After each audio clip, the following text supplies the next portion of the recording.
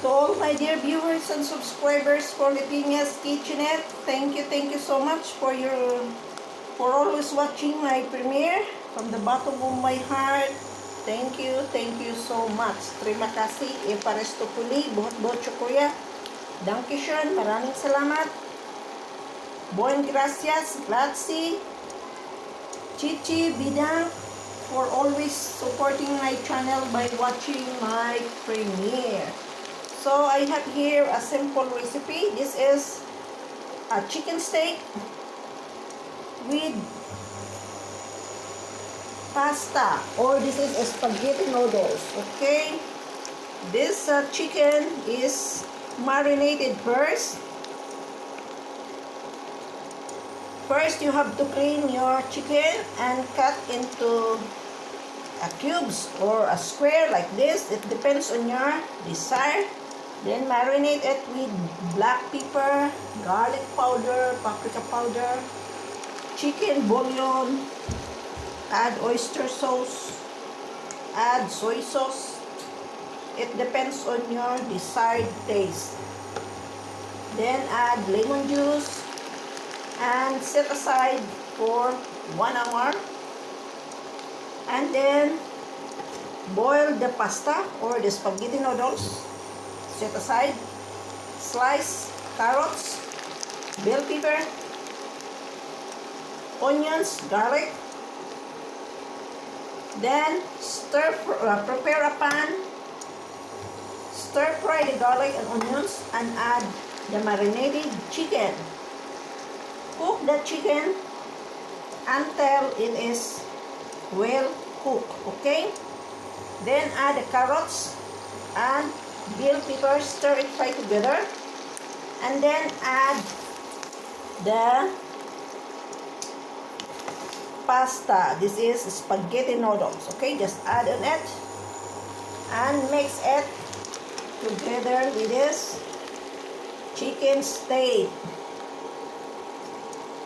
and add additional black pepper or garlic powder if your taste is not enough, because the sauce of the marinated sauce, it's already on the mixture, because you cook already the chicken together with the sauce. Okay, so no need to add more seasonings, but if you want more, so it depends on your taste. Okay, so this is a very simple. Look at this. Just simply mix them all together.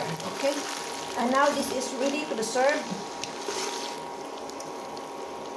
because the marinated chicken steak is already cooked and mixed with the boiled spaghetti noodles, or you can use macaroni or any types of pasta.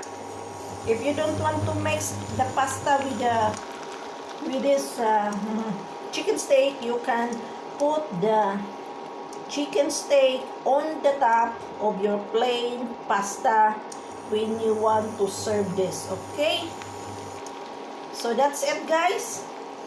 Very simple, and this is a full meal pasta with chicken steak, and you can garnish it with grated cheese if you want,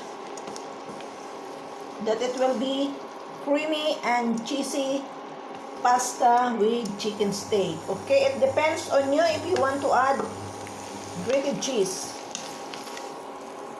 Look at this. Okay, so this is it, guys. This is a very simple, quick cooking pasta with chicken steak, with marinated chicken steak. It's good to marinate the chicken, especially the chicken breast, so that the meat becomes soft and more yummy when you add to the noodles. It will not be a hard type chicken steak. Okay, so that is all. Thank you for watching, and I will see you again in my next premiere. If you like this recipe, just give a thumbs up, leave a comment, share this video, and if you have not subscribed yet to Leytenia'Skitchenette, please do subscribe and click the notification bell so that you will be updated with all my new vlogs. Okay? I'll see you in the next one. Bye-bye. Bon appetit. Look at this. Very yummy and tasty. This is it. My recipe, pasta with chicken steak. Ciao.